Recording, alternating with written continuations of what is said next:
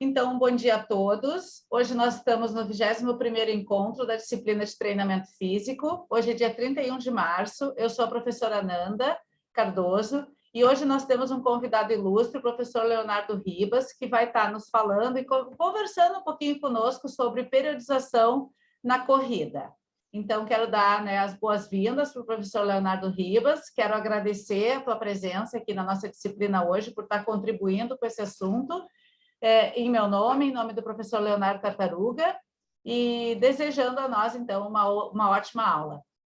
Quero ressaltar aos alunos que podem interromper o Leonardo, podem fazer perguntas, podem questionamentos, dúvidas. Não levem as dúvidas para casa, né? Tragam aqui, que esse é o momento de aprendizado, é o momento da gente estar abordando e estar conversando de forma tranquila e de forma que a gente vá aprimorando o nosso aprendizado. Leonardo, te passo a palavra, então. Oi, bom dia, pessoal. Obrigado, Ananda. Amanda. Ananda. Né? Ananda. Ananda, tá? Eu ainda escrevi aqui para Ananda. Obrigado, Ananda. Eu gostei do ilustre. Eu me senti importante agora. Valeu, obrigado. Mas bom dia a todos. Bom, gente, assim, a Ananda me convidou. Eu vou te permitir o compartilhamento. Aguarda só um minutinho. Tá. Uhum. Mas a Ananda pediu para eu... Pode compartilhar, se tu precisar. Tá, desculpa. eu vou compartilhar. Deixa eu ver, share. Vamos ver se eu peguei o certo, que tem de tudo aqui na minha tela, né?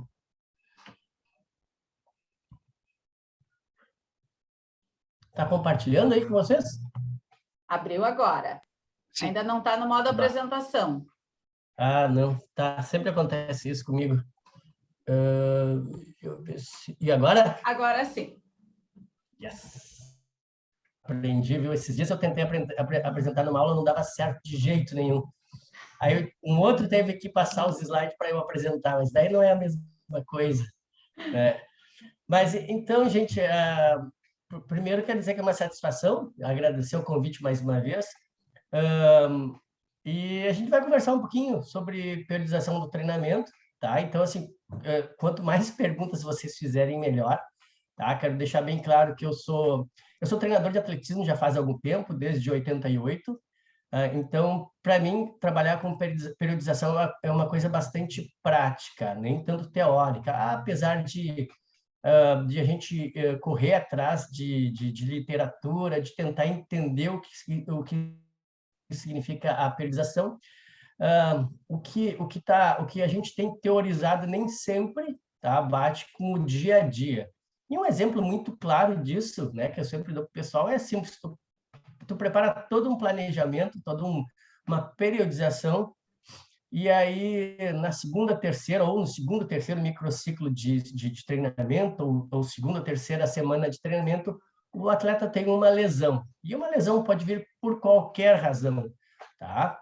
Por mais que a gente tente controlar, né, todas as variáveis de um treinamento, né, tu consegue controlar as variáveis muito mais quando ele está na pista contigo, ou no campo para quem joga futebol, ou numa quadra para quem tem esportes de quadra. Fora dali, é extremamente difícil ter qualquer tipo de controle, tá? Na hora do treinamento já é difícil a gente ter controle, vou dizer, não é fácil, tá? Então, imagina tudo que um atleta faz fora do ambiente de treinamento. O ambiente de treinamento, dependendo do esporte que o atleta faz, ele vai ficar na pista contigo 1 hora, 2 horas, às vezes bem mais, alguns esportes muito mais, tá? E naquele período ali, tu tem certo controle. Ele foi para casa, tu não sabe se ele realmente foi descansar, se ele está sentindo alguma dor e ele fez alguma coisa para minimizar aquela dor, né? Ou colocou aquele gelinho, ou colocou as pernas para cima, colocou... Enfim, tem várias formas de a gente tentar minimizar um pouquinho essas dores pós-treino. Então, é difícil, né, de a gente conseguir controlar tudo. Ou melhor, é quase impossível. Se não é impossível, eu acho que é impossível controlar tudo, mas a gente tenta, dentro do possível, ter esse controle, certo? E daí, quando na segunda ou terceira semana, como eu vinha falando ali atrás, o cara lesiona, tu não sabe que tipo de lesão ele teve, tu não sabe qual é o tempo que tu vai ter para recuperar esse atleta, e aí tu diminui o tempo que tu teria para preparar ele para algumas competições ou a competição-alvo. E aí já muda toda essa periodização. Tu vai ter que reperiodizar tudo de novo, certo? Então tu pode jogar fora tudo aquilo que tu tinha feito e uma periodização é chata de fazer, ela é demorada, né? E ela é individualizada. Não adianta em esportes, em especial em esportes individuais, como a gente tem o atletismo, as provas de corrida, a natação, o remo, enfim, são provas, são eventos individuais onde cada atleta, mesmo que tu tenha dois atletas com resultados muito parecidos, né? Talvez não, para que eles tenham resultados melhorados, tu vai ter que trabalhar de forma diferente com os dois. É claro que em determinados momentos eu faço isso, eu coloco às vezes atletas que têm características diferentes a treinarem juntos, porque a gente tem que pensar também que o treinamento ele não é só fisiológico, não é só físico, ele também é mental, ele precisa às vezes de alguma motivação, incentivo para que o atleta se motive a se puxar um pouquinho mais, a tentar correr um pouquinho mais rápido, né? Então existem, apesar de ser individual, às vezes a gente consegue colocar os atletas para treinarem juntos, porque daí um tenta ajudar o outro, tá? Bom, então eu vou começar a falar um pouquinho. Tem muitos slides, eu nem sei quanto tempo eu tenho para falar exatamente, são uns 20, 30 minutos, é isso? Na realidade, tu está livre, a gente está destinado a aula para falar sobre periodização de corrida, não tenho nenhum tópico para falar. Eu te disse ali em torno de 20, 30, para que tu ficasse, vamos dizer assim, mais livre dentro da tua montagem, para não ser assim, mas a gente tem até às 11 tranquilamente. Para vocês verem que eu não passei nem o primeiro slide, já estou aqui uns 10 minutos quase falando, né? Então, mas enfim, eu vou tentar ser mais rápido aqui. Mas essa aula que eu vou mostrar para vocês, eu vou pular muito slide, tá? Eu estava falando para a Ananda que ontem eu e o Guilherme damos uma disciplina, tá? Que é um tópico especial em corredores de rua, em preparação física, e está faltando um P agora que eu vi aqui, preparação física para corredores de rua, tá? E aí ontem a gente teve uma aula, e foi o Guilherme que deu a aula. Aí eu aproveitei a aula dele, Guilherme, me passa a tua aula, que amanhã eu quero fazer uma apresentação, daí aproveitei essa apresentação dele, coloquei mais alguns slides e outros eu vou tirar aqui, porque eu não tive tempo realmente de mexer, foi muito rápido e muita coisa para fazer, tá bom, gente?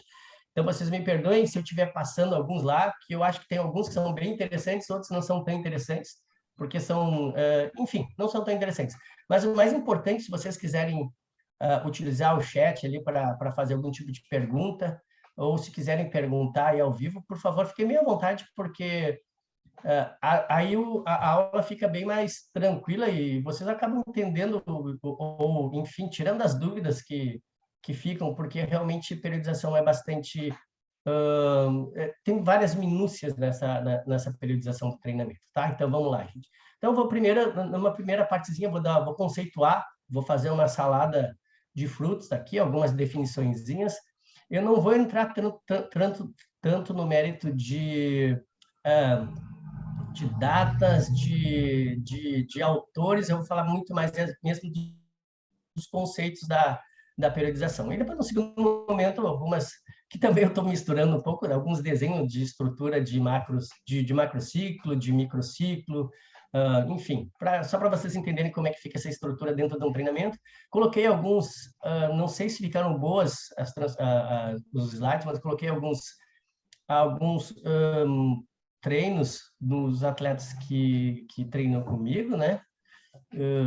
E para tentar exemplificar um pouquinho mais como acontece a coisa. Tá? Leonardo, vou te só fazer um parênteses, só colocar que a gente já teve uma aula falando sobre periodização como um todo, então trabalhando mais conceitualmente, e se tu quiser trazer mais eu digo, falar de macrociclo, mesociclo, microciclo, já são termos que a gente já está familiarizado, tá? Então, se tu quiser trazer uma abordagem mais prática, fica bem livre, bem à vontade.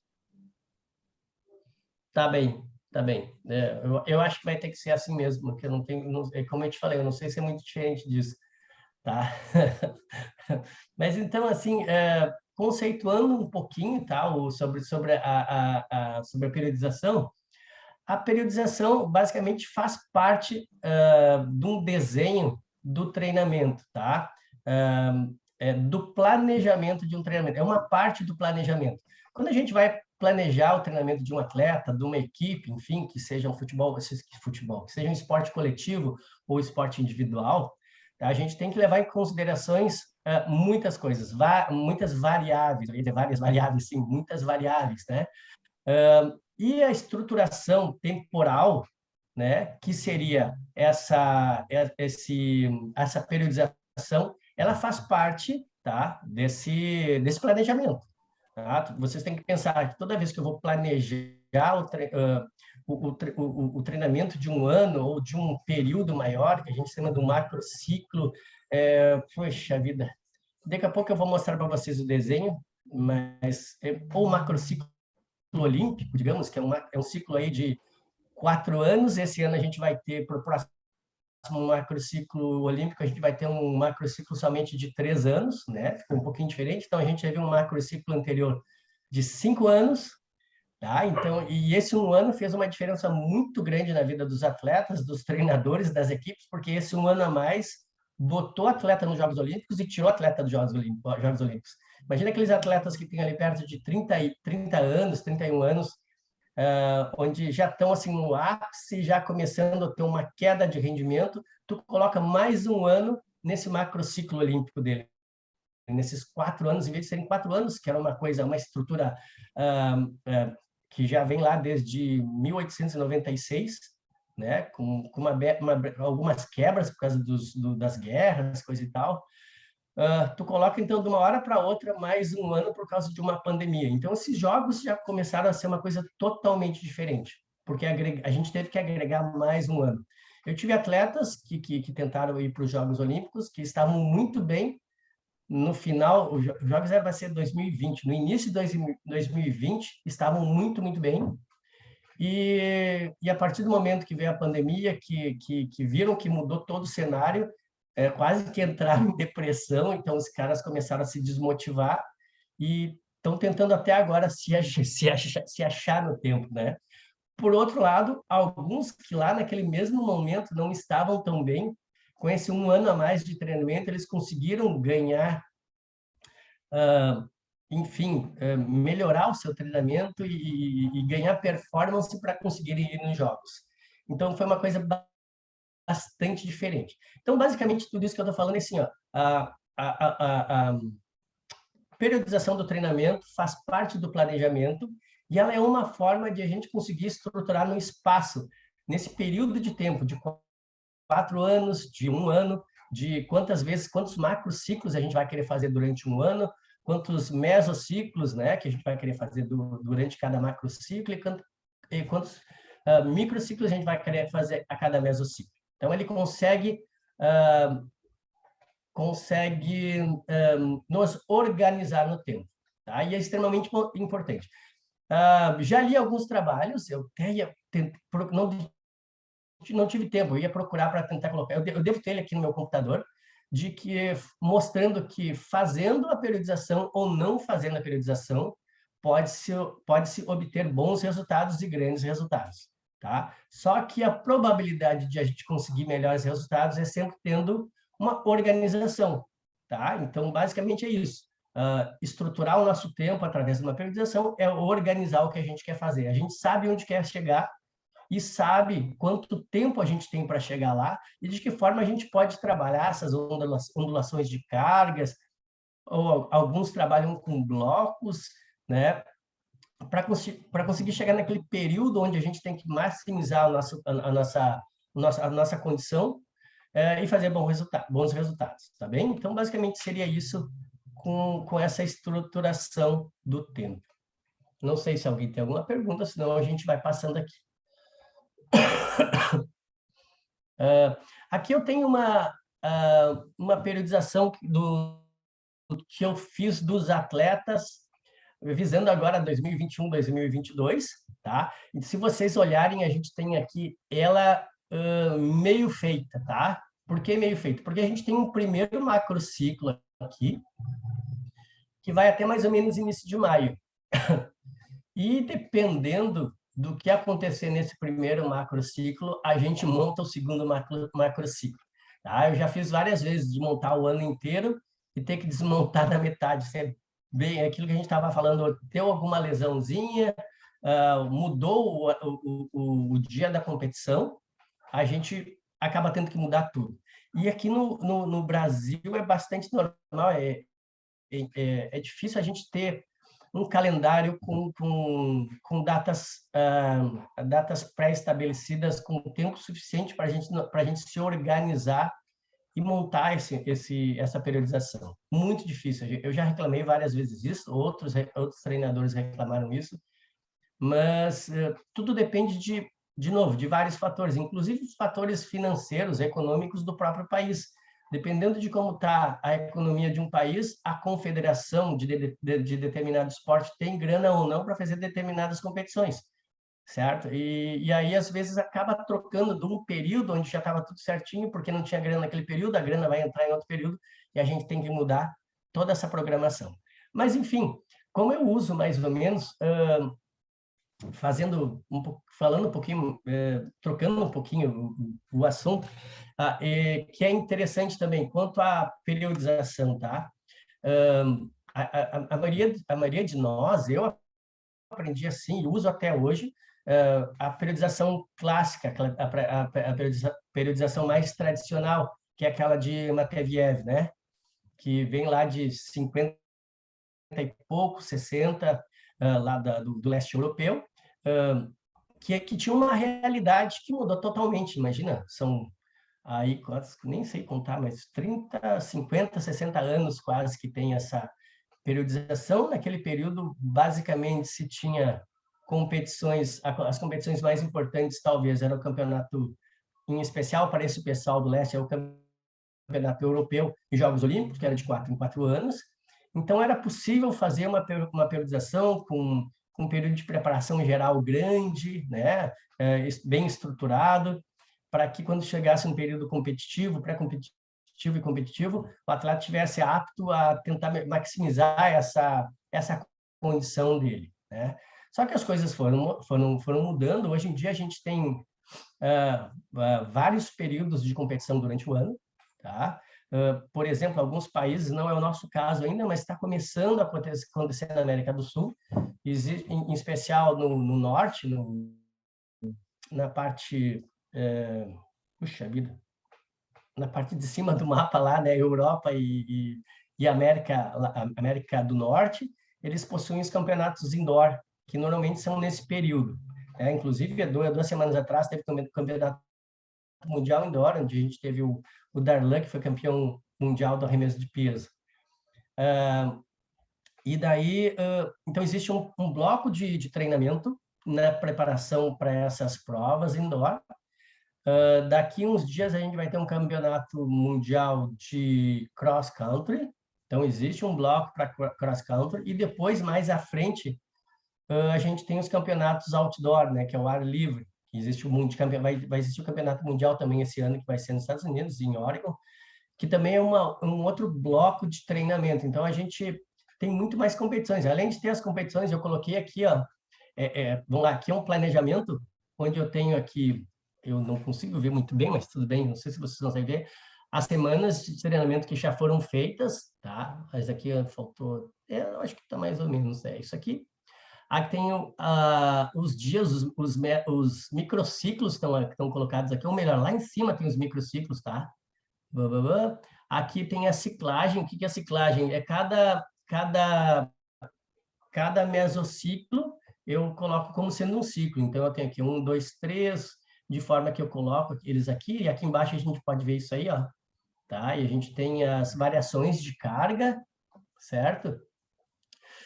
A gente tem algumas avaliações que a gente faz com os atletas, aqui embaixo, então a gente coloca nessa periodização, que faz parte de um controle. Então, a gente não tem só controle na pista, só controle de campo, a gente tem uns controles antropométricos, alguns controles laboratoriais, e aqui está um período mais de competições, tá, gente? Tudo isso aqui são competições. Eu vou ver se eu consigo abrir isso aqui diferente. Posso te Vamos fazer ver. uma pergunta em relação a esse slide, Oi, Léo?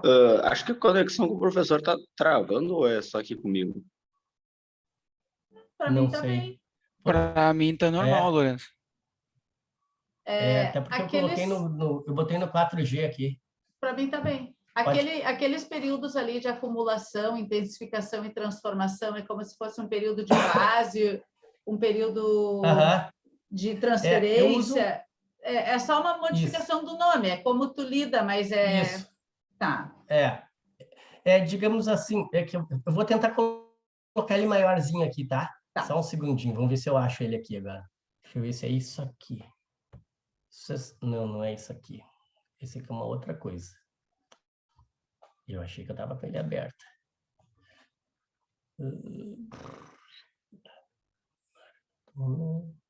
Não.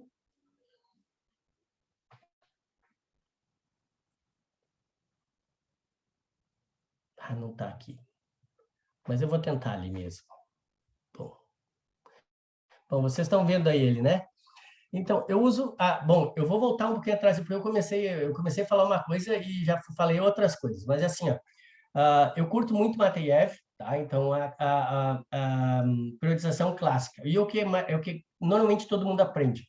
Mas, especialmente, eu curto ele para quem faz... Para quando a gente está trabalhando com iniciação esportiva, então com a gurizada mais novinha, né? Porque ele te dá a oportunidade de trabalhar todas as capacidades com bastante calma, né? Sem atropelar. Então, a gente pode trabalhar coordenação, agilidade, flexibilidade, resistência, velocidade. Tudo isso a gente pode trabalhar nesses períodos preparatórios, né? Períodos de preparação geral, que eles chamam, com bastante calma, porque ele é amplo.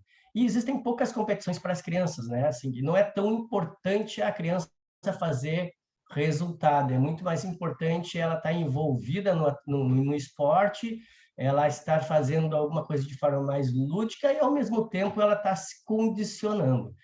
Então, acho bem interessante. Para provas de longa distância, funciona bem também, tá? Porque, às vezes, para provas de longa distância, em especial a maratona, e eu vou mostrar um pouquinho mais à frente, maratona é uma prova diferente da maioria das outras provas, porque ela precisa... Os atletas de alto rendimento correm 2 maratonas durante um ano, talvez 3 envolvida, porque o treinamento da maratona é um treinamento demorado, o pós-maratona, a recuperação de maratona, então esse período período de transição, não. Mas, enfim, esse período... eu esqueci agora como é que fala o nome. É transição, né? Deu um branco aqui. Mas, enfim... É um período de recuperação, né? Isso. Eu acho que é transição. Me deu um branco mesmo. Mas, enfim, depois do período competitivo da maratona, esse atleta precisa pelo menos de um mês de descanso ativo, é óbvio, né? Para conseguir recuperar reservas energéticas, psicologicamente, porque o treinamento é muito duro, então psicologicamente ele precisa de um certo descanso. Então, é bem normal que se trabalhe 2, no máximo 3 provas durante o ano de maratona. É difícil de ver 3 provas, inclusive, para o alto rendimento. Normalmente são 2, bem corridas. Tá? A menos que ele pare no meio da maratona, daí, como ele parou, não vai ter um desgaste tão grande, ele pode fazer uma maratona ali próximo, né? Mas, enfim, então, para essas provas, para iniciação e para essas provas, eu acho bem interessante a utilização dessa periodização mais clássica, mais tradicional, que a gente conhece. Tá? Quanto mais tempo um atleta, daí eu já estou falando um atleta mais competitivo, mais de alto rendimento, quanto mais tempo esse atleta tem de treinamento, ele possui uma base, um lastro fisiológico, um lastro físico, um lastro mental maior. Então, ele já tem uma especificidade, já tem a prova que ele vai fazer, os eventos que ele compete. Se é um velocista, vai correr 100, 200 ou 400, se é um maratonista, vai correr maratona. Ele já sabe o que ele quer. Então, a gente começa a especificar cada vez mais o treinamento, ele fica mais específico. Então, a gente não precisa de uma sobrecarga geral tão grande.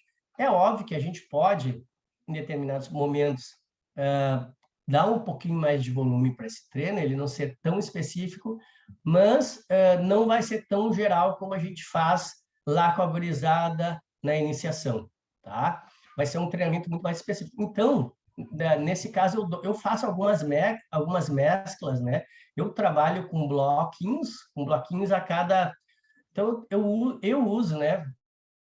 Isso não significa que seja certo ou que seja errado, tá? Mas foi uma forma que eu encontrei de utilizar e conheço outros treinadores que fazem a mesma coisa com bons resultados. A gente utiliza mais ou menos o modelo clássico com fases pequenas, com blocos de treinamento, onde cada um desses períodos de treinamento, período de preparação geral, a gente coloca blocos nele para ele ficar um pouco mais específico e não tão geralzão, né? E que as cargas que a gente coloca ali no período de preparação geral já sejam um pouco mais específicas para o período de preparação especial. Então, a gente tem uma preparação desses atletas não tão geral, mas já um pouco mais específica. Eu não sei se tem alguma pergunta aqui. Tá, não. O Carlos perguntou se o período pós-maratona ali seria o período regenerativo. É um período regenerativo, mas eu acho que é transição, mas me deu um branco mesmo aqui. Período de preparação, eu que não coloquei aqui o período. Eu não coloquei aqui, eu botei só um off aqui, que a gente quer ter só uma semaninha aqui. Pode-se ter microciclos regenerativos dentro de períodos, né, de cargas depois de microciclos de choque, né? Tu pode ter períodos recuperativos, não necessariamente após uma prova, né? Então, eu acho que a gente tem que se ater menos aos nomes e muito mais aos conceitos, né? Porque na prática é indiferente. Exatamente. Até porque, assim, os nomes mudam de acordo com o esporte também, né? Por exemplo, nos esportes individuais, tu consegue ver uma periodização mais ou menos parecida com isso aqui. No futebol, no vôlei, que existem campeonatos muito longos, tu vê só uma como é que eles chamam ali? Uma pré-temporada? Pré-temporada, isso, uma pré-temporada, e depois já começa um mesinho de pré-temporada, um trabalhinho mais geral, e já começa o período específico, que é longo, né? Então, é totalmente diferente disso que eu estou mostrando para vocês. E já se usa outra nomenclatura, não é a mesma nomenclatura, tá? Então, eu coloquei aqui só para vocês verem, mais ou menos entenderem como funciona, mais ou menos, a estrutura dessa periodização. Tá bem grande na minha cara, eu não sei o que falar periodização.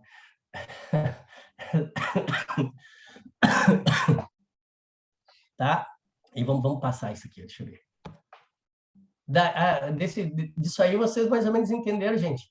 Eu só tenho uma curiosidade sobre o monitoramento das cargas ali, como é que tu fazes? Eu não sei se tu vai trazer.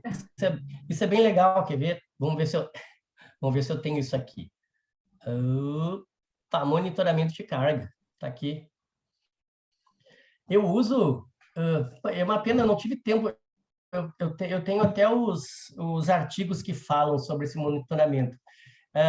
Eu uso basicamente o que a gente chama de percepção subjetiva de esforço, tá? Vezes multiplicado pelo tempo de treinamento, tá? Que ele vai te dar uma... Percepção subjetiva da sessão. A gente já conversou... Sim, perfeito. Eu só queria... acho que trazendo esse conceito já me fica claro, sim. E daí aqui ele está aqui, ó, terça-feira, o treino de terça, de segunda, desculpa, treino de terça. Vocês estão vendo aí, né? Agora... Está compartilhando para vocês? Ainda está no slide da periodização do treinamento. Eu estou achando que eu estou fazendo alguma coisa legal aqui. Eu estou mostrando... Peraí, vamos ver se eu consigo... deixa eu descoisar e coisar de novo, então. Peraí. Stop share. Deixa eu tentar compartilhar de novo aqui. Agora vai? Agora sim. Show. Isso que é bem legal, tá? É pena não ter olhado melhor ele antes de mostrar para vocês. Mas então aqui, eu tenho aqui as semanas, né? Microciclo, aqui é microciclo 1, 2, 3, 4, blá, blá, blá. E aqui ele já está 4 já está em meso, né? Então, o primeiro meso tinha 4 semanas, o segundo, 1, 2 semanas, dependendo do tipo de período que a gente está. E aqui eu tenho segunda, terça, quarta, quinta. Quando está em vermelhinho, é porque a carga foi mais forte. Quando está em verdinho, a carga foi um pouquinho mais amena, não foi tão forte. Tá? Aqui está o período que foi feito esse treinamento. Uma média que tem um desvio padrão e aqui tem a monotonia da carga. Então, ela me dá as monotonias da carga, isso aqui. E aqui o strain, que seria a densidade, basicamente a densidade dessa semana. Como foi a densidade, se ela foi uma densidade forte ou se foi uma densidade mais tranquila. O que é interessante disso é que a gente sabe assim, ó, que toda vez que a gente tem monotonia de carga, o que é monotonia de carga? É quando as cargas são ou muito débeis, todas elas muito fraquinhas, então a gente não vai ter, ou não deveria ter uma melhora de condição física, né? A gente se mantém no mesmo ou até decai. E quando a gente tem uma monotonia onde as cargas são todas muito altas, que isso também pode ser considerado uma estratégia do treinamento, né? Digamos que fosse um microciclo de choque, para depois a gente ter uma adaptação maior desse treinamento, também pode acontecer. Então, eu tenho aqui isso que me dá se a monotonia. Quanto mais próximo de 1 é porque a monotonia foi baixa, então a gente teve uma ondulação de cargas melhores, né? Então, a gente não vai ter essa monotonia nem fraca, nem muito forte. E quando ela aumenta aqui, e a gente pode ver que a gente teve 1, 2, 3, 4, 5 cargas da semana com intensidade alta, então a gente tem uma monotonia um pouquinho maior, né? Então, é assim mais ou menos que eu faço essa avaliação das cargas internas, né?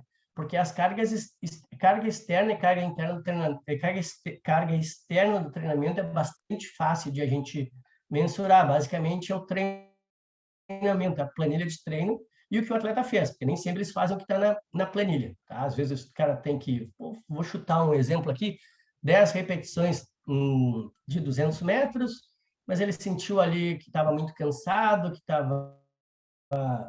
já estava sentindo que não ia aguentar fazer, tudo fez 8. Então, a carga externa vão ser 8 repetições de 200 metros. Tá? Nem sempre é o que está no plano, na planilha de treinamento. E a carga interna é aquilo que ele sente, né? Através da PSE.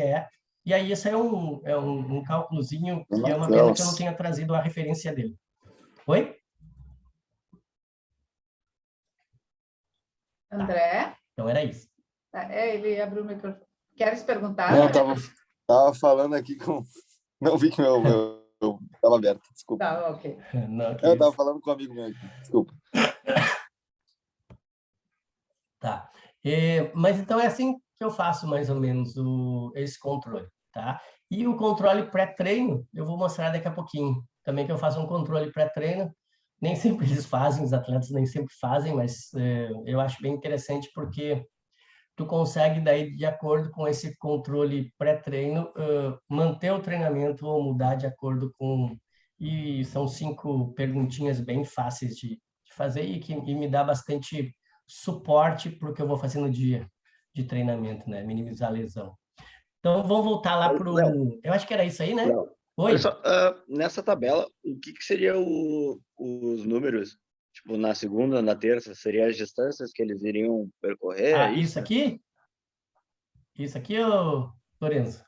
Isso, Não, Lorenzo, isso. é isso que eu estava falando. É uma pena que eu não trouxe o artigo. Existe um artigo que fala exatamente desse trabalho, mas é basicamente assim, ó, é PSE. Então, tu pergunta para o teu atleta, né? De 1 a 10, quanto foi a tua sensação, a tua percepção de esforço hoje? Daí o cara fala lá, foi 8. E aí tu multiplica esse 8 pelo tempo total de treinamento, certo? Então, se foi 8 e a gente fez... isso, sou meio burro aqui. Fez 1h40 de treino. Bom, agora foi rápido. Dá 800, tá? Eu acho que é isso. Porque 1h40 são 100 minutos. 100 minutos vezes 8 dá 800, tá? Então, a gente chama de AR. Tá me fugindo aqui. É uma referência, É uma referência que a gente tem, um número que ele Unidade representa arbitrária. É o R, exatamente. Eu estava falando da unidade arbitrária, exatamente. É que tá? é um número que tempo multiplicado por percepção não traz uma unidade. Então, assim, como não é tempo vezes tempo que vai dar tempo, entende? Que tu vai avaliar, de repente, por minutos, por... Então, como não tem ou vamos dizer assim, acaba se denominando como unidade arbitrária porque tu cria um número baseado numa multiplicação, né, de coisas diferentes. Exato, obrigado. Imagina. Nada como perguntar para quem sabe, né? Tá? Mas tu entendeu? Foi o Lourenço que perguntou, né? Foi o Lourenço. Entendeu, Lourenço? Entendi. Daí esse valor vai dizer como é que foi a intensidade daquele... Exatamente. A carga interna do dia, como ele se sentiu naquele dia ali. Tá? E aí tu consegue fazer... Claro, as primeiras vezes que for fazer isso com o atleta, ele não tem nenhuma percepção muito clara do que é essa percepção de esforço, né? Mas com o tempo ele vai adquirindo isso aí e consegue até enrolar o treinador. Não, mas fica bem... É bastante fidedigno, bem interessante.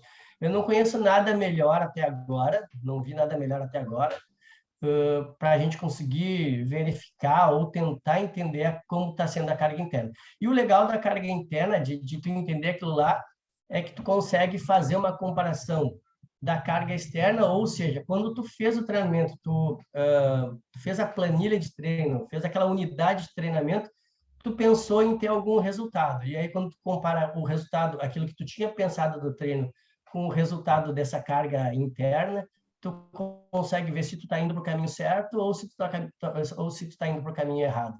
Claro que não é uma sessão de treino que vai dizer isso, né? Mas são uma sucessão de dias ali treinando ou entendendo como está funcionando essa sobrecarga, daí a gente consegue entender legal. E o bacana de ver aqui na quinta-feira, se vocês olharem, aqui está quase tudo verdinho, né? Então, significa o quê? Que esse é um dia mais light do treino. Então, a gente tem dias de sobrecarga maior aqui, com um dia de recuperação, uma unidade de treino de recuperação a cada microciclo, né? Aqui e no domingo. No domingo, normalmente, é descanso ou a gente tem algum treino mais lightzinho. Tá? Vou voltar lá para...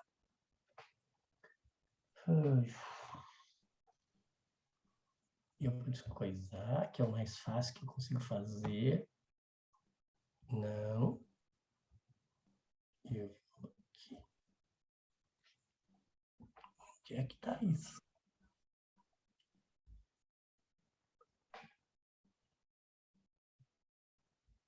Não.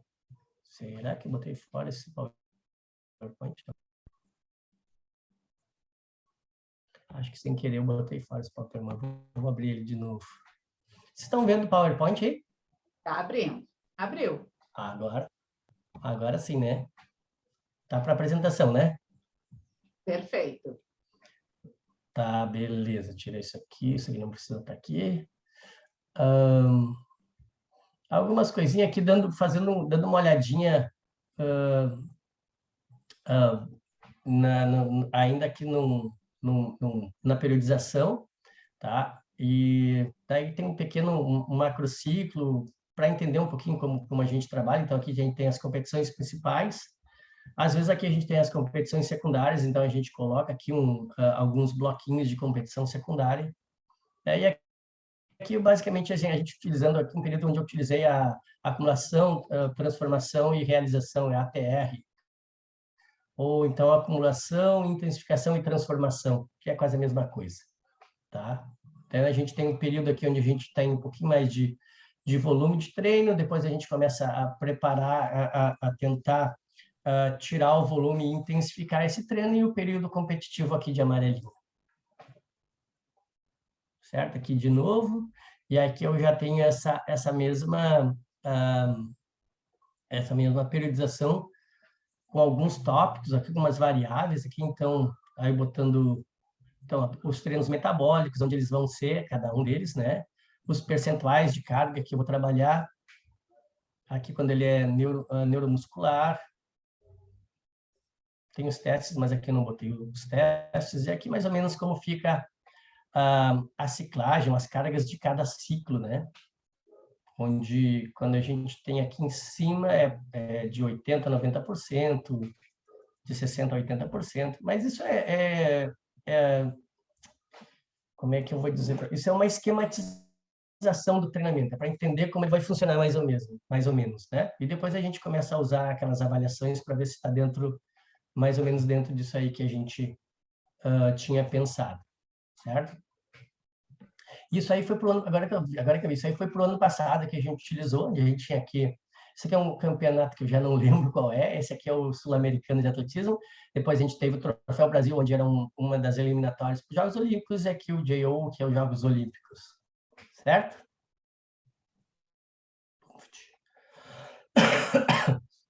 Então, aqui algumas das vantagens da periodização, então, proporcionar ao corpo variação das cargas de treinamento, que é aquilo que eu mostrei ali anteriormente. A gente consegue visualizar cada capacidade que tem que ser utilizada, cada método que tem usado para que a gente, em determinado período do ano, a gente tenha os resultados, a maximização desses resultados. E eu estou falando muito mais de esportes individuais, que é o que eu trabalho aqui, tá, gente? Que nem eu falei, como eu falei anteriormente, para os esportes coletivos é bastante diferente, é outra forma de se trabalhar, tá? Então, proporcionar ao corpo variação das cargas, aquilo que eu tinha falado anteriormente. Então, a gente vai trabalhar força, vai trabalhar resistência. Esse aqui é um bonequinho, o gift do recordista mundial da maratona.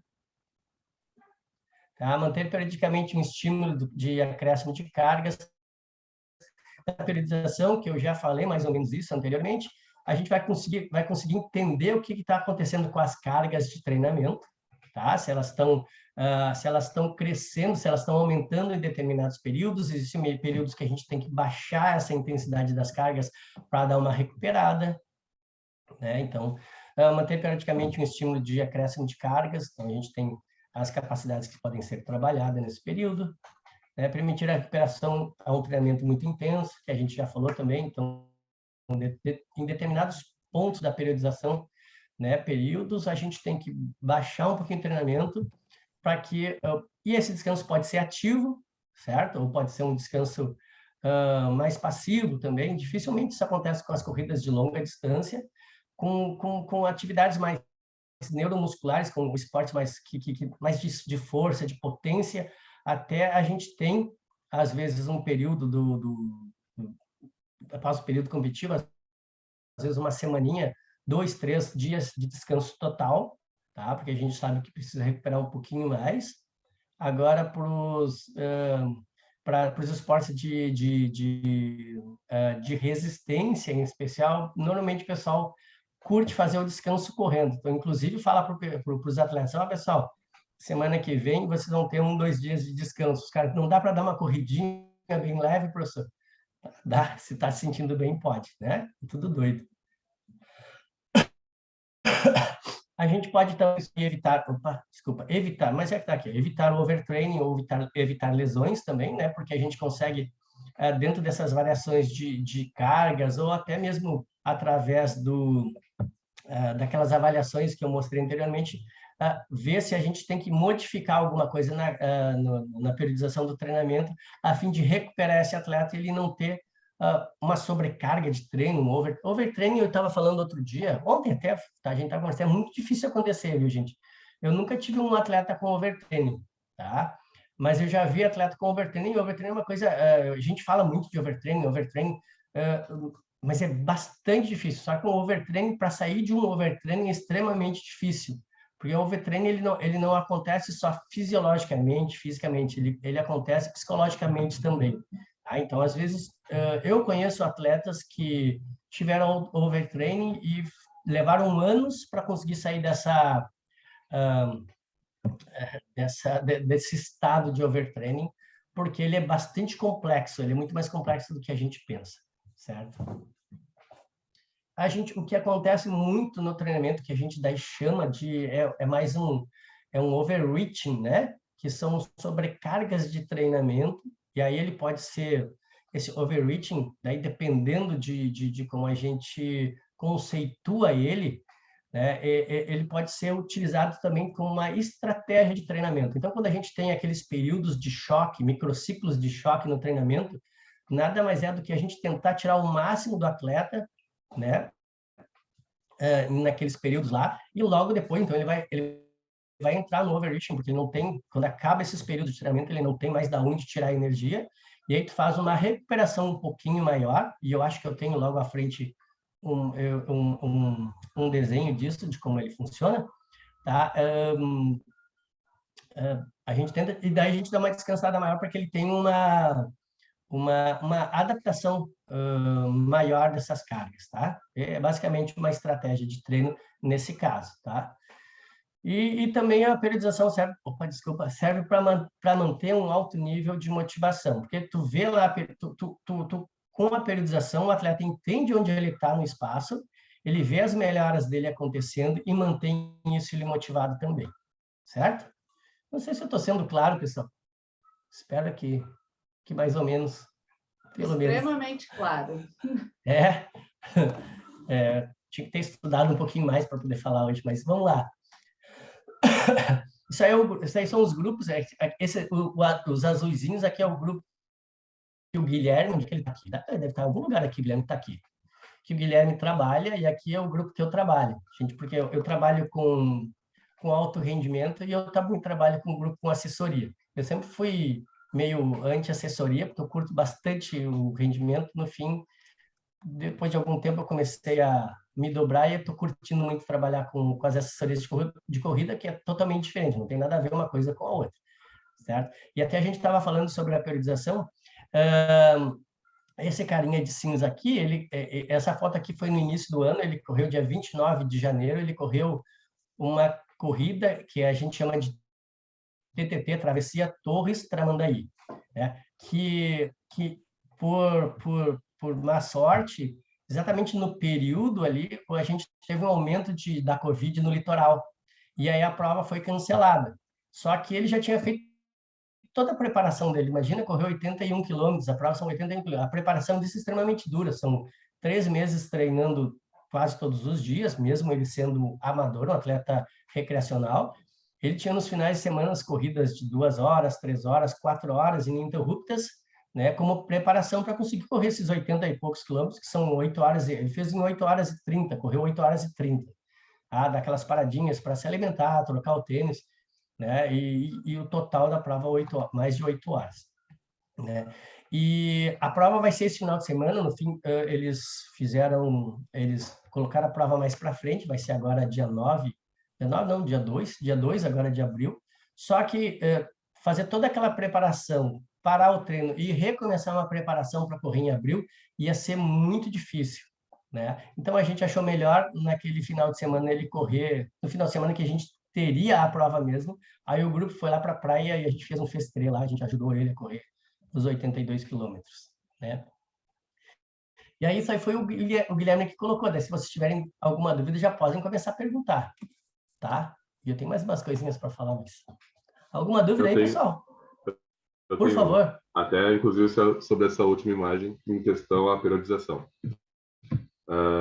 É que, assim, na TTT, por exemplo, que tu exemplificou ali, sendo bem prático, assim, teve uns períodos, assim, que eles estimavam uma data, certo? Colocavam uma data, só que era uma data, assim, que não era dada como certa. Uhum. Aí prorrogavam por várias vezes. Tanto é que na assessoria que eu corro, aconteceu isso, de passar a informação e irem prorrogando.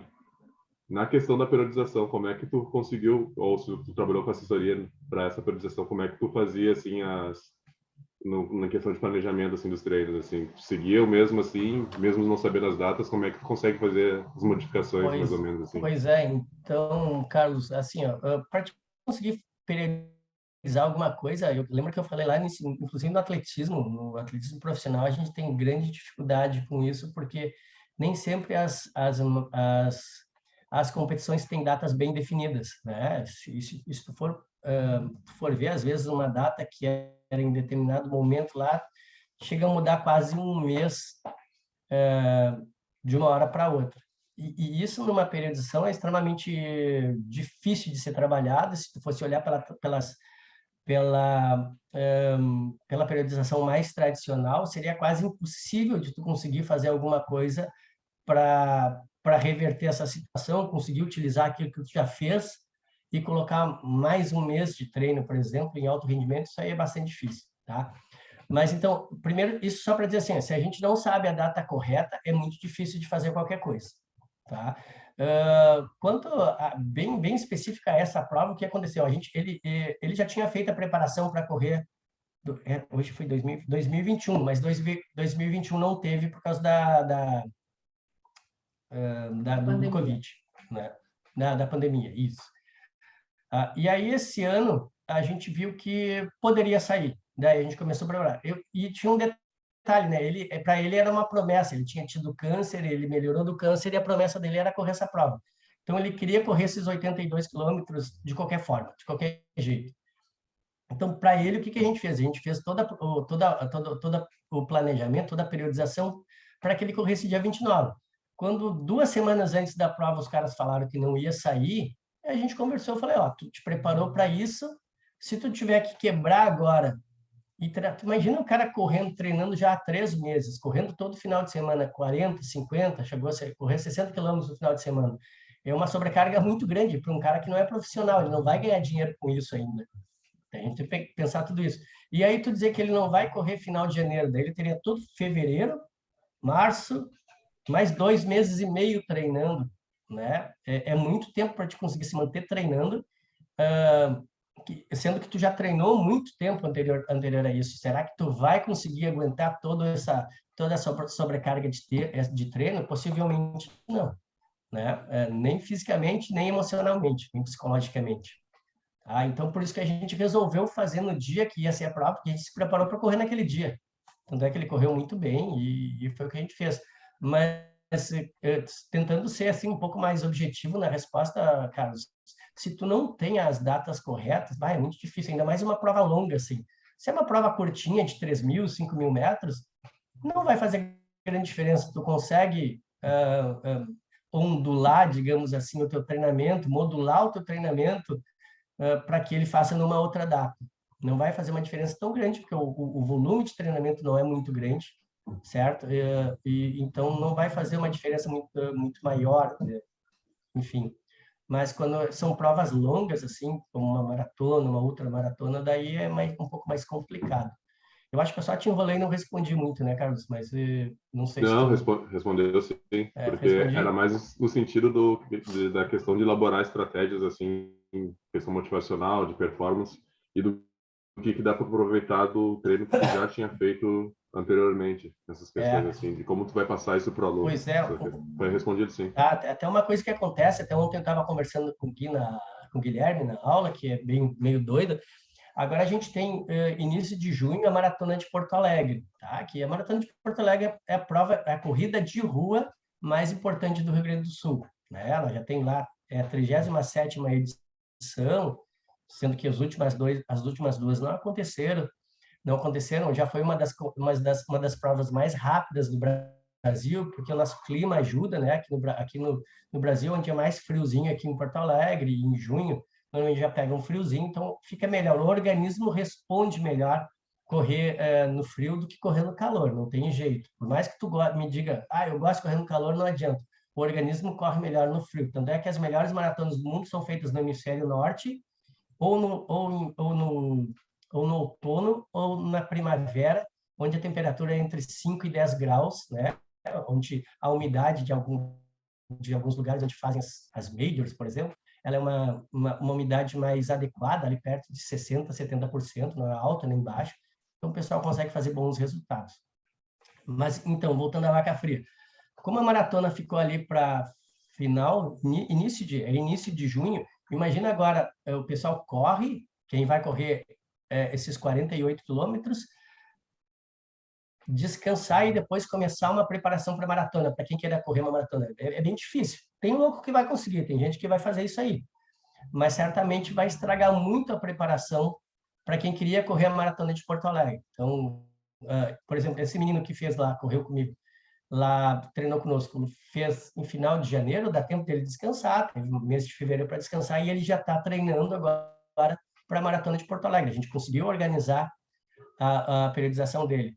Para quem for correr agora esse solo da TTT de 80 e poucos quilômetros, imagina a depressão que a gente tem aí de glicogênio muscular e todo o treinamento que foi feito, e até recuperar isso aí e entrar num treinamento de novo para conseguir correr a Maratona de Porto Alegre, fica um pouquinho mais difícil de acontecer, né? Não é que seja impossível, né? Pode ter certeza que muita gente vai fazer isso, mas não é a melhor forma, né?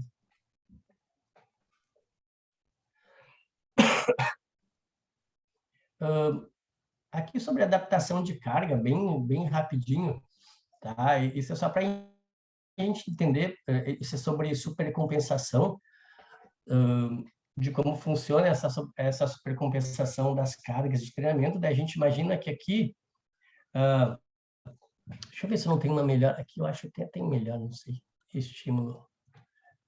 Não, vamos começar aqui melhor. Então, aqui o atleta vai começar o treino dele, ele vai ter um estímulo, uma sobrecarga de treinamento, né? E ele vai ter uma fadiga, vai ter uma depressão de todos os substratos lá, enfim, necessários para essa atividade dele lá, tá? E depois ele vai ter uma recuperação, tá? Após essa fadiga, e quando ele recupera, e isso aqui, tá, gente, não é necessariamente um dia de treinamento, tá? Isso aí normalmente acontece com um microciclo de treinamento, uma semaninha lá de treino, ou alguns microciclos, ou com o mesociclo a gente consegue ver melhor essa supercompensação, certo? Então, depois de não sei quantos microciclos lá de treinamento, ele vai ter uma fadiga, uma acumulação de fadiga, depois ele vai ter uma recuperação, e aí ele vai ter uma supercompensação. Daí a gente diria o quê? Que após essa supercompensação aqui, essa recuperação, essa supercompensação aqui seria talvez o período ideal para ele sofrer de novo uma sobrecarga de treinamento, né? A gente poder aumentar a intensidade ou o volume do treinamento. Seria mais ou menos nesse período aqui, tá? Nada impede que a gente faça num outro período, tá? Então, quando a gente quiser sobreposição de cargas, para a gente ter um microciclo de choque, por exemplo, a gente vai ter sempre essas cargas, esses estresse ao organismo, eles sempre vão ser dados antes até de chegar nessa supercompensação aqui, tá? Para depois dar uma pausa maior e ele sair lá na frente. Vai acontecer a mesma coisa, mas de forma diferente. Eu não sei se eu tenho ela aqui. Tá aqui, ó. Bacana que eu tenho isso aqui. Então, por exemplo, aqui, ó, a gente tem um microciclo, segundo microciclo, terceiro microciclo, daí a gente dá uma recuperação maior para ele conseguir essa supercompensação. Então, o próximo estímulo já está mais lá em cima do que quando a gente começou a primeira vez. Está vendo aqui, ó? A gente consegue ver isso aqui. Tá? Era mais ou menos isso aí que eu queria mostrar para vocês. Falar para vocês, desculpa. Aqui é a mesma coisa, só que mostrando um desenhozinho diferente, tá? Então, a gente vai ondulando as cargas, dá uma recuperaçãozinha maior, daí ele vai ter um descanso lá no quarto microciclo, para depois a gente começar de novo uma sobrecarga, que é muito parecido com o que eu falei anteriormente. Eu não sei se vocês estão entendendo, ou se eu estou falando muito rápido, ou se estou falando uma coisa de vocês. Vocês entenderam aí? Sim. Eu acho legal só de chamar atenção nessa imagem, que é as diferentes estratégias que tu pode usar, né? Então, tu pode optar por uma forma mais linear das cargas e por uma forma mais ondulada, né? Não existe o certo e errado, existem estratégias, né? Obrigado. É bem isso aí mesmo. Tá aqui, ó. Escalonada e ondulada. Vai dar, talvez, dê o mesmo resultado lá na frente, mas são estratégias diferentes para que o treinador possa utilizar com o atleta, né? A orientação aqui é sobre orientação da carga, intensidade, duração, número de repetições. Então, é mais sobre a carga de treinamento. E daí, essa carga de treinamento ela pode ser na unidade de treino, a gente daí iria se referir à densidade, a densidade dessa carga no dia de treino. Daí, a densidade dessa carga, então, a gente fala, normalmente, vamos ver, a densidade, assim, quanto mais... como é que eu posso explicar a densidade? Mas eu acho que você entende, né? Quanto mais ralinho, quanto mais aguado for o negócio, menos denso. Quanto mais massa for a coisa, mais densa é, né? Então, a intensidade, a duração desse treinamento, o número de repetições, é o que vão dar essa duração, a intensidade, a densidade dessa carga. E aí, por exemplo, se eu tenho 10 repetições, tá? 10 repetições de qualquer coisa lá. Vamos ver aqui, 10 repetições de 400 metros, com 1 minuto de recuperação passiva para 1 minuto e 20. Tá? E um outro grupo tem 10 de 400, mesma coisa, só que daí com 30 segundos de recuperação ativa para 1 e 20. Né? Eu diminuí a minha recuperação e ainda estou fazendo ela ativa, então vai ser um pouquinho mais difícil. Eu vou estar aumentando a densidade dessa carga, que são 2 treinos muito parecidos, só que o simples fato de eu ter diminuído a recuperação em 30 segundos e essa recuperação ser ativa, já vai mudar a densidade, a carga vai ficar mais densa, vai ser um treino mais difícil, um treino mais duro. Se é certo ou errado, não é o que a gente está falando aqui, tá? É só para entender essa densidade da carga, tá? Aqui é a avaliação que eu faço pré-treino, que é muito simples, tá? São 5 perguntinhas. Então, se vocês quiserem dar uma olhadinha nesse McLean aqui, 2010. McLean.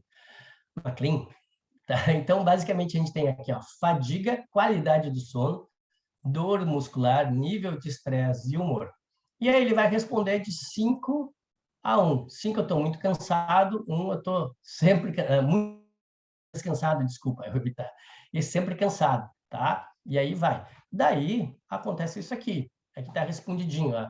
O atleta deu 3, tá normal na fadiga, qualidade de sono tá 5, opa, dormiu bem, tá muito tranquilo. Dor muscular, 2, opa, daí já me liga um alerta, aumento da dor, tá? Troca, tá aqui. Nível de estresse, tô relaxado, então ele tá bem. E nível de humor, eu estou em bom humor. Até às vezes tem uns atletas mal-humorados, isso é bem normal de acontecer. Então, ainda mais quando tem microciclo de choque, daí quando vai chegando para o final da semana, aqui é normal que tu vê 2, 1. Aí o que eu faço, pessoal? A soma total disso aqui para mim não é tão importante. Eu posso somar e levar isso, né, para mim, como treinador, e para o indivíduo, para o atleta, para entender como ele está respondendo ao treinamento de forma geral. Mas, para mim, o mais importante é esse númerozinho individual, que toda vez que baixa de 3, é sinal que tem alguma coisinha acontecendo. E aí, antes do treino, ele me responde. Isso aqui, antes de chegar na pista, isso aqui eu tenho já no próprio... Isso aí pelo WhatsApp o pessoal me responde. E aí, quando chega na pista, normalmente eu já vi, às vezes eles me mandam isso aí quando eu estou dirigindo em direção à pista, daí eu não vejo. Mas, enfim, normalmente eu vejo. E aí eu vejo que o cara está com 2 aqui. O que eu faço? Eu converso com o atleta. Tá, o que aconteceu que está com esse aumento na dor? Daí ele vai me dizer, não, eu senti uma dorzinha no tendão, senti uma dorzinha no músculo X lá, porque eu não sei... E aí a gente vai ver se vale a pena a gente fazer o treino ou se a gente vai mudar a tônica do treino. O que a gente pode ter, ele pode até treinar, mas fazer assim, por exemplo, se ele está com uma dor de posterior de coxa muito intensa, tá? Eu não estou nem falando do que é a dor, só é hipotético isso, só. Eu falo brincando, é hipatético, inclusive. Tá? Ele está com uma dorzinha no posterior de coxa. Eu vou dar para ele fazer um treinamento de velocidade máxima. Será que eu não vou machucar esse posterior de coxa dele? Daí é pior. O que é pior? Ele perder um dia de treino ou perder 2 a 3 semanas de treinamento? Tá? Então, essa avaliaçãozinha, esse questionário, me ajuda a entender, de repente, o que eu devo fazer com aquele atleta. Daí ele vai dizer, não, Léo, eu só estou com uma dorzinha aqui porque eu exagerei num exercício ontem, um exercício que eu não estou acostumado e está me doendo um pouquinho mais, mas eu acho que eu estou bem para fazer o treino. Então, eu vou fazer o treino. Tá? Agora, se ele me dizer, não, aumentou a dor e tá uma dor assim meio ardida, daí a gente já começa a pensar, opa, tem uma cara de uma lesão querendo chegar aí.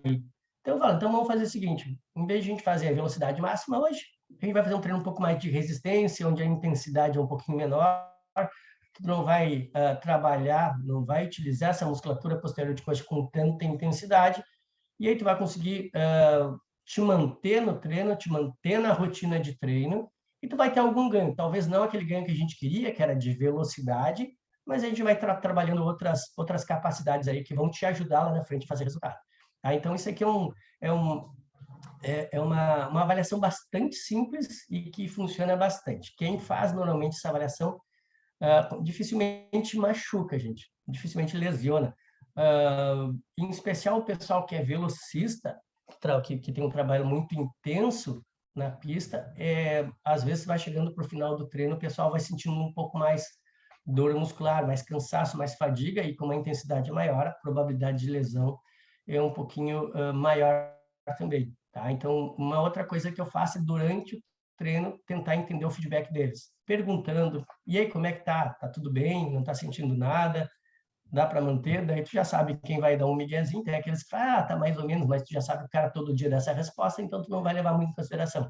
A hora que ele te der uma resposta um pouquinho diferente daquela que ele dá sempre, tu já sabe, opa, vamos fazer o seguinte, então, não vamos fazer a última repetição, porque já aconteceu, inclusive, um exemplo de novo aqui, 5 repetições de 40 metros ou de 50 metros, a velocidade máxima. O cara fez 4 repetições muito bem, tá? Todas muito bem, e na última eu pensei assim, pô, o treino tá muito bom. Desculpa. O treino tá muito bom, vamos parar o treino agora. Daí o cara, não, eu quero fazer. Aí o cara vai lá, faz e machuca. Então, até essa questão de sensibilidade do treinador, a gente tem que pensar também. Quando o treinador pensa lá, vamos deixar esse time de fora. Tá, mas o que isso pode levar numa melhora no meu treinamento? Será que eu não vou estar cortando aquilo que... Lembra a carga externa e carga interna? Eu estou mudando a minha carga externa. Mas será que isso é interessante? Então, o treinador tem que saber fazer isso. Nem sempre o que está... Eu sempre falo também, o papel aceita tudo. Se eu colocar lá 1000 repetições de 50 metros com 30 segundos de recuperação, o papel vai aceitar. Agora, se o atleta vai conseguir fazer isso, é outros 500. Então, por mais organizado que esteja essa periodização do treinamento, às vezes, se o treinador e o atleta conversando, o treinador sente que é melhor tirar uma repetição, a última, fora, que o atleta perde um pouquinho do estímulo do treino, mas não perde 2, 3 semanas de treino, porque é uma lesão que tira do treino realmente, né? Então, isso também é importante. O treinador tem que saber fazer isso, e essa avaliaçãozinha, que eu faço bastante simples, ajuda. E, além disso, a gente está sempre pedindo um feedback durante o treinamento. Isso ajuda muito também. Tá bem? Ai, ai. Eu tenho mais quantos minutos mesmo? Eu ia falar só 20, né? Pode seguir, Léo. Estamos mais uns 15 minutos, tudo bem, pessoal? Ninguém tem pergunta, gente? Vocês podem fazer pergunta à vontade. Aqui o André perguntou aqui se densidade seria alto volume em menor tempo. Eu acho que essa pergunta a gente pode deixar para conversar depois, mais específico sobre densidade. Eu acho que toca a parte mais da periodização mesmo, que eu acho que é mais interessante, e depois eu te respondo, tá? Depois eu respondo para ele no chat daí. Bacana, só deixa eu dar uma olhadinha aqui que tem que ir para frente. Só para colocar, beleza. Tá. Assim, a questão da estrutura, um pouco mais sobre a estruturação da periodização, tá, gente? Toda vez que a gente vai fazer uma periodização de treinamento, a gente quase que começa de trás para frente, certo? A gente primeiro vai ver onde estão as competições-alvo, e dentro dessa competição-alvo, a gente vai ver o tempo que tem dessa competição até os dias atuais, até o dia de hoje, e aí a gente vai começar a fracionar isso, tá? De acordo com a necessidade de cada um, e de acordo com que cada um trabalha com essa periodização. E aí a gente pode, por exemplo, durante um ano, fazer um macrociclo, 2 macrociclos, tem gente que faz 3 macrociclos. Tá? A gente tem um exemplo aqui de 2 macrociclos, então a gente tem um macrociclo aqui, né? Preparação de muitos tempos, enfim, preparação de muitos anos, tá? Isso aqui é difícil de fazer, gente. Mas então, tem macrociclo, então a gente tem os mesociclos dentro desses períodos, tá? E os microciclos, certo? E a cada unidade ou sessão de treinamento. Então, assim é composto. A gente tem a unidade de treinamento, várias unidades de treinamento, de 3 até 15 unidades de treinamento, daí depende de cada escola, depende de cada treinador, tá? o número de unidades de treinamento vai dar um microciclo. O microciclo, né, normalmente a gente usa o microciclo como sendo 7 dias, porque para nós, em especial para a gente que é ocidental, a gente funciona no ciclo semanal. Então, a vida da gente depende disso. Imagina se eu quiser treinar num domingo, numa academia. Onde é que eu vou achar uma academia aberta no domingo? É muito difícil. Onde é que eu vou achar uma pista de atletismo para treinar num domingo? Uma pista boa. Então, em alguns outros lugares, o treinador tem a chave da academia, tem a chave da pista, e aí ele pode marcar com o atleta dele qualquer dia para treinar, né? Mas, além das questões culturais e sociais, né? Imagina, se tu tem uma namorada, no final de semana ela vai querer, ou um namorado, enfim, tanto faz, né? Vai querer sair com o namorado ou com a namorada, e no final de semana tu vai dizer para ela assim, não, ou para ele, eu tenho que treinar no domingo, então não vou poder sair nesse sábado, né? Isso tudo a gente tem que levar muito em conta. Esse final de semana passado, na verdade, eu tive um encontro, foi bem legal, com um treinador alemão que já trabalhou em vários países, ele faz consultoria para os países, e daí nós estávamos conversando exatamente sobre periodização e sobre os microciclos. E aí ele mostrou para nós que o melhor microciclo seria um microciclo de 9 dias. Tá? A gente teria, em especial para as provas de quem corre meio fundo e fundo, de 800 até maratona, ou mais que maratona. Seria o melhor microciclo, porque se descansa um pouco menos, né? Tem os descansos, mas se descansa um pouco menos, e tu consegue, dentro desse microciclo, fazer algumas ondulações, né? Dentro desse microciclo, onde tu tem o descanso necessário para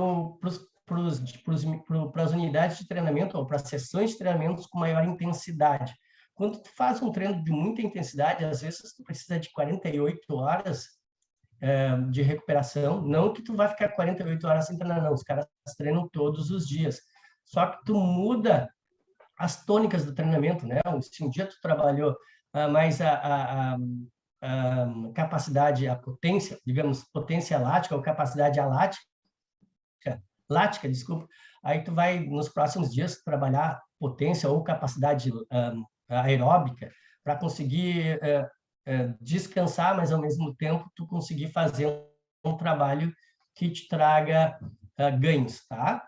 Porque simplesmente tu não pode dar um trabalho um dia, ficar 2 dias sem treinar e depois trabalhar lá de novo num 4º dia. Isso não, quando chegou lá no 4º dia, tu já quase que perdeu tudo que tu ganhou naquele dia, naquela sessão de treinamento. Tá? Eu não lembro nem por que eu estava falando isso, não lá. Mas lembrei. Então, que o melhor seriam 9 dias, mas é muito difícil, porque o cara vai ter que treinar aos domingos, e aí tu vai ter que ter academia. Então, ficou quase que um consenso em tudo que é lugar que um microciclo sejam de 7 dias, tá? E aí então a gente tem os microciclos, e cada microciclo, daí os microciclos a gente usa de 2 até 5 microciclos, tem algumas vezes que pode ser mais, tá? Vão formar um mesociclo, tá? Então, tem microciclos de 2 semanas só, certo? Então, a gente vai lá, 15 dias a gente marca, 14 dias, desculpa, a gente mata um microciclo, que são, às vezes, um microciclo competitivo, daí é um microciclo de recuperação, quase que a gente faz um descanso, uma manutenção, e na outra semana a gente compete, também manutenção e competição. Então, são 2 microciclos com uma densidade bastante baixa, que é de propósito, são feitos propositalmente para que o atleta esteja recuperado naqueles dias de competição, naquele período de competição. No atletismo, o que acontece é que, normalmente, as competições são final de semana. Eventualmente, sim, grandes competições, como Jogos Olímpicos, Campeonatos Mundiais, Jogos Pan-Americanos, aí tu tem 1 semana, 2 semanas de competição, né? Mas um atleta que corre 100 metros, por exemplo, ele vai correr 2, 3 dias somente desses 15 dias aí, não mais que isso. Isso se for até a final. Se não for até a final, ele para antes. Corre 1 ou 2 vezes nesse período aí. Tá? Então, e depois o mesociclo, o conjunto de mesociclos ali vão te dar um macrociclo, tá certo? Aqui o que a gente chama de microciclo olímpico, macrociclo olímpico, que eu mostrei ali atrás, né?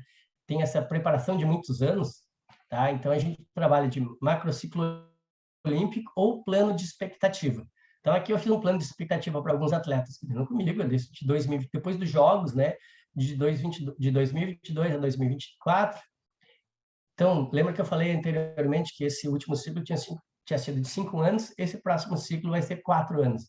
Então, quem trabalha de alto rendimento está passando por algumas coisas bem doidas, né? Um macrociclo olímpico foi de 4 anos e agora só 3 anos.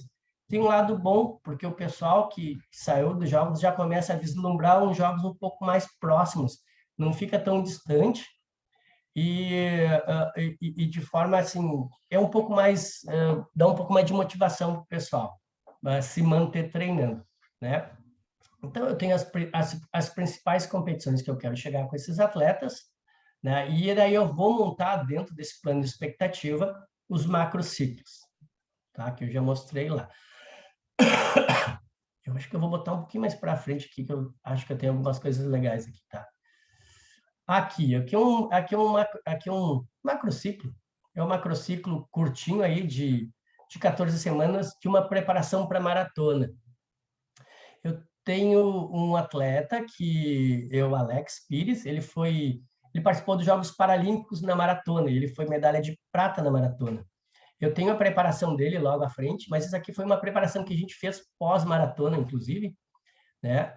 Isso, Sevilha, exato, pós-maratona a gente deu uma descansada e a gente começou em novembro a treinar para agora, para em fevereiro passado, a gente conseguir correr a maratona de Sevilha. Por fim, a gente abortou a missão por alguns problemas que eu não lembro agora quais eram, não lembro se não foi até pandemia, porque eu acho que estava final do ano, ainda estava meio complicado entrar na Europa para os brasileiros, e daí a gente achou que a gente ia começar uma preparação e no fim não ia conseguir fazer a maratona, então a gente resolveu abortar a missão já em dezembro. Mas é só para vocês entenderem aqui que eu tenho aqui os mesos, tá? Aqui eu tenho os microciclos, na verdade que são 3 mesos, tá? Aqui é os meses, mas o primeiro meso é de 5 semanas, o segundo meso de 5 semanas, e depois o último meso são 3 semanas.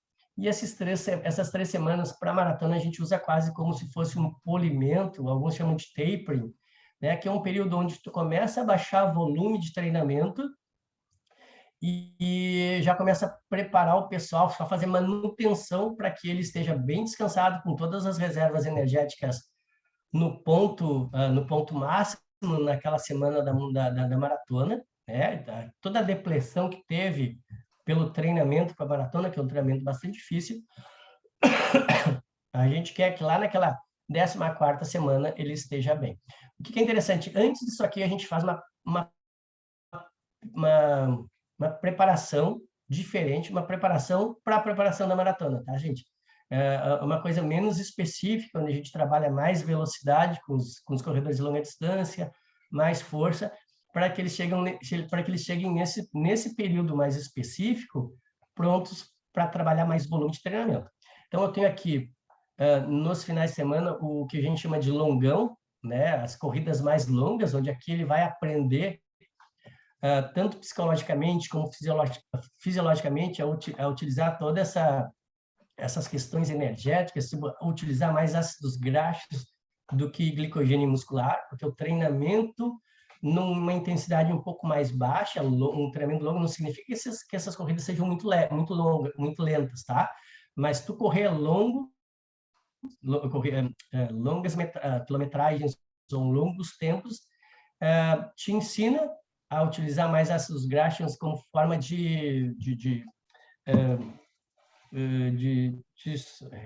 me fugiu a palavra, mas acabei de falar, mas enfim. Predominância. Utilizar mais... Oi? Predominância? Isso, também. Não era bem essa palavra, mas predominância energética, tá? O glicogênio e ela. A gente tem ácidos graxos para ficar horas e horas correndo, tá? Já o glicogênio não. Então, se a gente não souber administrar isso aí, a gente acaba utilizando todo o glicogênio e daí acontece aquilo que o pessoal fala do tal do muro, né? O muro nada mais é do que um erro estratégico na corrida. Daí, quando chega nos 30 e poucos quilômetros, o pessoal quebra total porque já não tem mais glicogênio para transformar energia, né? Daí tem que ser transformar energia através desses ácidos graxos, e daí a gente sabe que é muito mais lenta a produção de energia, tá? Daí tem que diminuir o ritmo, que acontece todo dia, se sabe, tá? Então aqui eu boto as repetições mais longas, onde a gente vai trabalhar um pouco mais de limiar anaeróbica, um pouquinho mais as repetições um pouco mais curtas, a gente vai trabalhar um pouco mais de potência aeróbica, porque a gente sabe que a potência é muito importante. Então, melhorar a potência, e em especial melhorar a utilização dessa potência através dos trabalhos de capacidade aeróbica, são extremamente importantes. Nos dias que eu vou trabalhar ritmo de prova, tá? Eu posso utilizar os próprios dias de longão, que são os longões um pouquinho menores, pode ver 28, não chega aos 37 lá, né? Nesse dia eu vou aumentar a densidade do treino, porque eu vou ter menos volume, mas eu vou ter uma intensidade muito maior, uma intensidade de prova. E aí, só para vocês entenderem, e aqui acho a gente entende aqui mais ou menos os volumes que... E aí a gente faz uma ondulação aqui, ó, de 130 a 140, 145, que sobe aqui, já desce um pouquinho, essa quilometragem sobe, e depois aqui, depois da 12ª semana, só desce essa quilometragem, tá bom? Só para vocês entenderem, verem de forma prática mais ou menos como funciona um treino de um cara que corre maratona. Aqui é só o treino dele, mas depois, até se vocês quiserem, eu posso passar isso para vocês, daí vocês podem olhar com um pouco mais de calma. Como eu copiei, não ficou muito... não sei, não está muito claro. Mas esse foi o treinamento que ele fez para maratona paralímpica, né? Que foi um treinamento um pouquinho mais longo, eu acho. Né? Aqui já foi o treinamento quando ele já estava quando ele já estava na Vila Olímpica, e aqui o treinamento. Então, essas últimas 3 semanas, basicamente, já eram tapering, já uma preparação para conseguir correr essa maratona. Eu acho que era isso que eu tinha, né, pessoal? Deixa eu ver se tem mais alguma coisa aqui. É mais ou menos tudo que eu já falei aqui. Aqui eu acho que eu já mostrei também anteriormente, não lembro se eu cheguei a mostrar. Não, mostrei sim, né? Eu acho que era isso. Eu sei que desculpa se eu fui meio... compliquei a coisa mais do que deveria. Deixa eu parar de... Imagina, Leonardo. Eu acho que aquela a última planilha ali que tu trouxeste, bem prática, né? Até tinha um dos alunos que tinha pedido, né, um pouco mais esse exemplo, né? Essa periodização da maratona ali mostra bem isso, né? Que a cada coluna ali tu tem uma semana e tu vai ter diferentes estímulos de treino que tu vai modulando, né? Então, essa estratégia, e aí ali aquela amostra final ali que tu trouxe do volume total, também num crescente, e aí isso vai trazendo, né, uma adaptação, um estímulo, e as oscilações de carga, né, no decorrer desse planejamento temporal que tu trouxeste da periodização. Ricardo, sim. André, Lorenzo, perguntas ainda? Fiquem à vontade. Vamos aproveitar aí, vamos sugar um pouquinho do Léo. Não, e uma coisa até que é interessante sempre de falar, que assim, ó, por melhor que a gente planeje, por mais bonitinho que seja aqueles quadradinhos, que fica bonito quando a gente pinta eles bem, fica pintadinho, bonitinho, né? Não significa que vai dar certo, a gente só sabe se vai dar certo no final, né? Enfim, como eu faço parte do meio, eu conheci o Nélio Moura. Nélio Moura foi um cara que teve 2 medalhas de ouro como treinador, 2 medalhas de Tóquio. Ele era o treinador da Malren Mage e do Ivren Saladino, os dois na prova de salto de distância. Então ele conseguiu a medalha de ouro tanto no salto masculino, salto de distância masculino, quanto no feminino, tá? O Saladino, ele era panamenho, só que treinava com esse brasileiro. Atualmente ele é treinador, o brasileiro é treinador da China, da seleção chinesa. Ele é bem requisitado, esse cara, muito estudioso, muito bom. E ele falou assim, que sabe que em todo mundo sempre se tem assim muitas dúvidas sobre planejamento e periodização de treinamentos. Não é uma coisa do brasileiro, dos latinos. Em todo lugar. Ele participou uma vez de um meeting europeu lá de ciência do esporte, e o pessoal estava falando sobre planejamento. E ele falou assim, ó, que nesses jogos ele teve 2 medalhas, que é muito difícil um treinador ter 2 medalhas, né? Mas ele tinha atletas em salto e triplo, tinha atletas no 110 com barreiras e 100 metros com barreira, que é o feminino. Ele se esmerou da mesma forma com o treinamento e com a periodização de cada um desses atletas. No entanto, alguns não conseguiram índice para os jogos, outros conseguiram índice para os jogos, foram lá e não fizeram resultados bons, outros fizeram alguns resultados, mas não foram o que eles esperavam, e esses 2 ganharam medalha. Então, quer dizer, por mais que se tente fazer tudo certinho, nada garante que lá no final o resultado vai acontecer. Eu acho que ele aumenta a probabilidade de chance de se ter um bom resultado, em especial pelo que se vê na literatura, tá bem descrito isso. Na prática também, é bem simples. Isso no dia a dia, né? Quando tu planeja alguma coisa, tu organiza uma coisa, é muito mais fácil dessa coisa dar certo. Vai planejar uma festa, você organiza ela bonitinha, ela pode dar certo. Pode não organizar nada, pode ser que dê certo também, mas é mais fácil de que isso não aconteça, né? Então, o que eu acho interessante é isso, que é a planificação, eu tenho uma pergunta para ajuda. ti. Bem nessa questão da assessoria, né, que eu vejo pessoas que buscam mesmo os objetivos finais, assim, sei lá, fazer 10 quilômetros. Quando tu monta uma estruturação, né, quando tu estrutura uma periodização para correr 10 quilômetros, eu entendo a individualidade, mas ela é a mesma, e aí a individualidade vai estar na intensidade que tu vai atingir os limiares, ou não? É uma para cada indivíduo? Pois assim, a primeira, isso é uma coisa bem interessante, a pergunta é boa. Não sei se eu vou saber responder, mas assim, a planificação ou a periodização do treinamento, ela foi instituída, foi concebida para alto rendimento, né? Primeira coisa. Então, quando tu fala em uma atividade mais recreacional, ela acaba sendo interessante, porque daí é aquilo que a gente falou, assim, tu tem uma organização do que tu está fazendo para te alcançar os objetivos, fica um pouco mais fácil. Então, ela é importante também. Mas o que eu vejo na recreacional é assim, tem várias meninas que treinam comigo, senhoras, enfim, que elas vão para a pista lá treinar comigo muito mais para conversarem, né? Claro, para melhorar um pouquinho a questão, vão ficar um pouquinho mais magras, vão melhorar a questão como é que a gente chama isso? Vão se ver melhor, estima, né? Vão melhorar a sua estima, vão estar fazendo uma relação que às vezes ela não tem essas possibilidades de se relacionar, porque trabalham o dia todo, tem que cuidar da família, e ali elas têm um momento só delas. Então, eu tenho que, primeiro, como treinador de assessoria, entender isso. É uma coisa que eu queria ter colocado aqui, o pessoal entender o que é atleta profissional e profissional atleta. Atleta profissional, ele vive as 24 horas do dia em função do treinamento. Ele treina, descansa, se alimenta, faz massagem. O profissional atleta não, ele treina de manhã cedo, tipo, hoje, 6 horas da manhã, o pessoal já está treinando. Eu não fui trabalhar hoje porque eu estava doente, mas o pessoal está treinando hoje, até antes, às vezes. Sai dali, mal toma um cafezinho e já vai para o trabalho. Trabalha 6, 7, 8, 10, 12 horas, dependendo da profissão, né? Ou seja, ele não descansou, ele não se alimentou direito, ele não fez nenhum regenerativo, e mesmo assim ele vai querer fazer algum tipo, vai querer ter algum tipo de melhora no desempenho dele.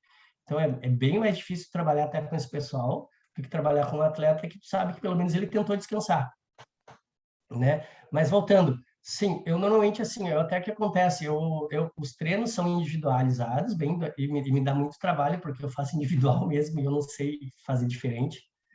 E às vezes a carga, o volume são muito parecidos, os volumes, tá? Só que daí eu trabalho muito em cima da intensidade para conseguir exatamente aquilo que tu falou lá. Se eu estou trabalhando um pouco mais de capacidade, um pouco mais de potência aeróbica, enfim, daí eu trabalho com essas intensidades. E tem mais uma coisa, né? Tu faz tudo isso bonitinho, chega na hora de largar, eles não sabem o ritmo que eles têm que correr, eles não sabem quantas voltas tem que fazer.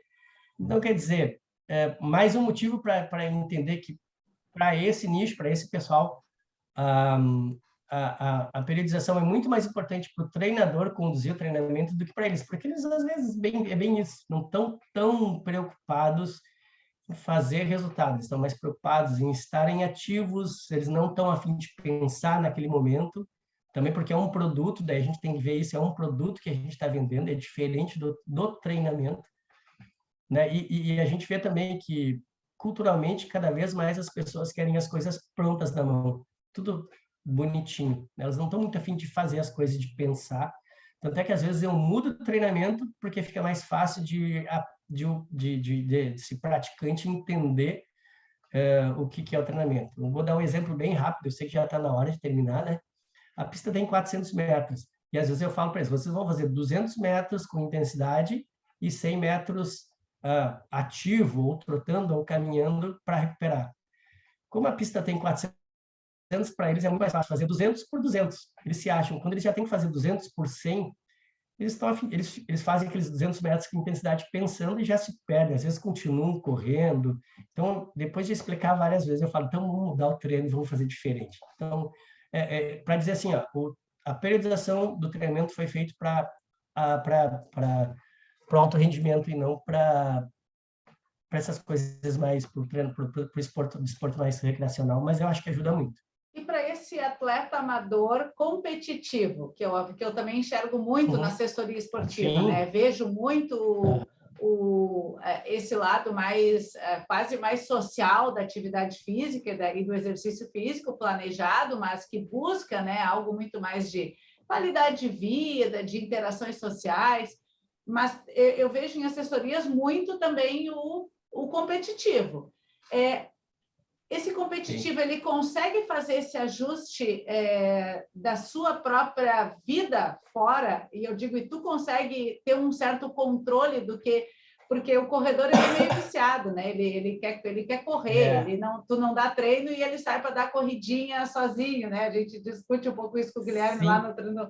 E assim, como ajustar esses fatores externos com o planejamento, assim? Eu acho que vai depender muito de cada indivíduo, tá?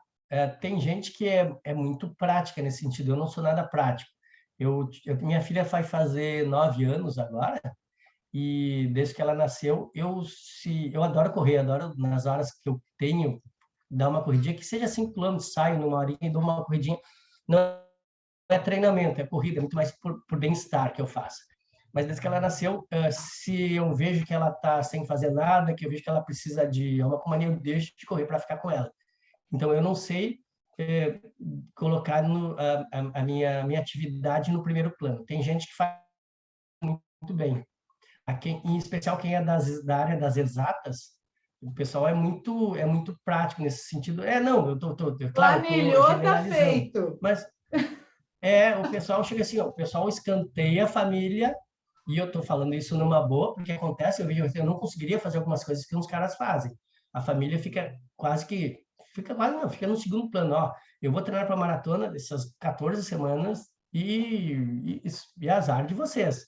Tem gente que consegue fazer isso, eu não estou falando que é certo e errado. Tem gente que não consegue, eu não consigo fazer. E tem muita gente lá que fala, eu vou sair. Aí é totalmente contrário, eu vou ter que sair com a minha família, vou ter que ir para a praia esse final de semana, não vou conseguir fazer o treino, eu vou tentar fazer lá, né?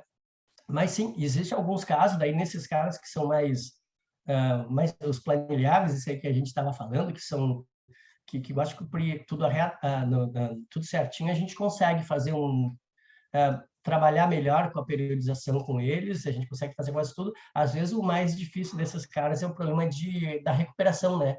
Porque os caras são os caras trabalham muito, os caras fazem tudo muito, e a recuperação desses caras não fica adequada. Então, às vezes, a gente tem que saber jogar e sempre balancear. Uma coisa que eu falo sempre, atleta profissional, a gente superestima o treinamento porque ele tem que fazer resultado.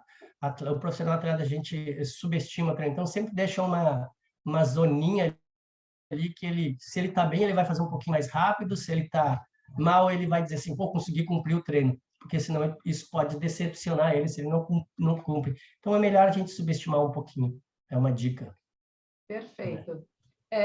Eu queria te agradecer, Leonardo, pela tua disponibilidade, né, de estar aqui hoje de manhã conversando conosco, né, e trazendo esse enriquecimento, né, na parte de periodização de corrida, mostrando, né, os ajustes, né, aquela planilha pré-treino que tu trouxeste ali, eu acho que é algo fundamental, né, eu acho que faz justamente não trabalhar somente no feeling, não que o feeling também não seja importante, né? Mas te quantifica ali algumas questões de dor, de sono, de entender um pouco desse estado de recuperação que o atleta está se apresentando para a sessão, e acho que foi extremamente enriquecedor, e eu te agradeço em nome, né, do professor Leonardo Tartaruga também e dos nossos alunos, né, pela tua disponibilidade.